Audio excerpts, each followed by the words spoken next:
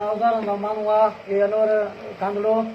boron इहो वरियम कांदड़ो ऐं ॿियो टियों जेको अथनि इहो सोट अथनि अलाए भाउ अथनि सुञाणा मां नथो मुंहं में सुञाणा आम्हूं साम्हूं नालो नाले मूंखे ॿी ख़बर न आहे चौथो ड्राइवर हो मूंखे घारी रोड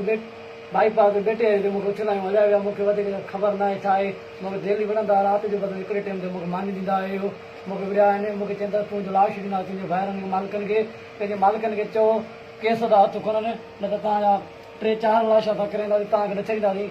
के तव्हां फिराड़ था कयो असां सां केस जेके बि आहिनि नमूनबाज़ी असां सां बंदि कयो 50 साल समेत तव्हांखे असां न छॾींदासीं बसि महिरबानी करे मूंखे जान छॾी अथनि मूंखे घारी रोड ते उछलाए अथनि मुंहिंजो पुटु अलाह कयो ख़ैर सां आयो आहे असांखे शुक्र अल्हम्दुलिल्लाह रब जा लख कुर्ब असां ग़रीब मिसकीन ऐं असांजो तदारक इहो ई थियो जेको माना त अलाह जी महिरबानी सां असांजे घर पहुतो आहे पुटु जीअं त अॻुण मां जेका हंगामी प्रेस कॉन्फ्रेंस कई जेके मूंखे नंबरनि ते कॉलूं आयूं उन नंबरनि ते कॉलूं आयूं त जेको सो तूं केस तां हथु खणण त तुंहिंजे भाउ जो तोखे मुंडी जी लाश मिलंदो ऐं मुंडी तूं खणजांइ खचो न सजाइजा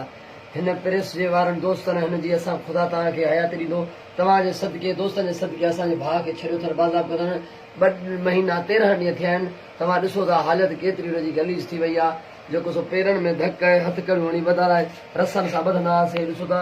घारी रोड ते हिनखे फिटो करे आने जेको पंधु हिनखे घर ॾिठो मेड़ जायूं अलाह असांजी ॿुधी आहे रब साईं हुननि जी महिरबानी ज़ालमनि जी जेके असांजे भाउ खे सही सलामत असांखे छॾियो अथनि पर असां सां ज़ुल्म आहे असांजो अलाह वटि इंसाफ़ आहे कोर्ट समूरे असांजो इंसाफ़ कंदियूं हिन महिल बि हिन जी तबियत सही न आहे असां डॉक्टर ॾे वञूं था मथे में सूर सफ़ा हिनखे का ॻाल्हि न थी वणे असांजो अलाह जान छॾाई आहे रब साईं वधीक ॿुधो था जेका पाण मालिक ॻाल्हायो तव्हांजे आॾो बीठो आहे तव्हांजो मुतालबो छा असांजो मुतालबो आहे असांजे भाउ जी जेका जाइज़ FIR आहे अनवर कांदड़ो अकबर कांदड़ो वरियाम कांदड़ो ते दाख़िल करे ऐं जेको असांखे इंसाफ़ कयो वञे ऐं असांजे भाउ सां जेका नाजाइज़ी कई अथनि 2 महीना 13